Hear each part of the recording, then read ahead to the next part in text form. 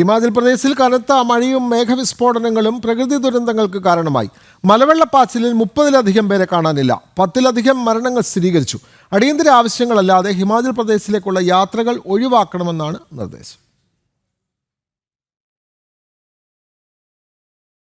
സിർമൌർ എന്നിവിടങ്ങളിൽ തുടർച്ചയായി മഴ പെയ്യുകയാണ്. ബിയാസ്, സുകേതി, ജയൂനി ഘാത്ത് എന്നിവ ഉൾപ്പെടെയുള്ള നദികളെല്ലാം കരകവിഞ്ഞു. സംസ്ഥാനത്തെ അണക്കെട്ടുകളുടെ ഷട്ടറുകൾ തുറന്നതും ആഘാതം ഇരട്ടിച്ചു. ഇതിനു പുറമെ മേഘവിസ്ഫോടനങ്ങളും സ്ഥിതി ഗുരുതരമാക്കി. മാണ്ടിയിൽ 10 വ്യത്യസ്ത മേഘവിസ്ഫോടനങ്ങളുണ്ടായി. നിരവധി പേർ ഒഴുക്കിൽപ്പെട്ടു. മരണങ്ങളും വർദ്ധിക്കുകയാണ്. കർസോഗ്, ധരംപൂർ, ഹോഗർ, ജോഗീന്ദ്രനഗർ എന്നിവിടങ്ങളിൽ വീശിയ കാറ്റ് കനത്ത നാശം വിതച്ചു. ദേശീയ ദുരന്ത നിവാരണ സേനയുടെ നേതൃത്വത്തിലാണ് സംസ്ഥാനത്ത് രക്ഷാപ്രവർത്തനങ്ങൾ പുരോഗമിക്കുന്നത്. മാണ്ടി, ഹാമിർപൂർ, കാംഗ്ര ജില്ലകളിൽ മുഴുവൻ വിദ്യാഭ്യാസ സ്ഥാപനങ്ങൾക്കും അവധി നൽകി. അപകടകരമായ മേഖലകളിൽ നിന്നും ജനങ്ങളെ മാറ്റിപ്പാർപ്പിക്കുകയാണ്.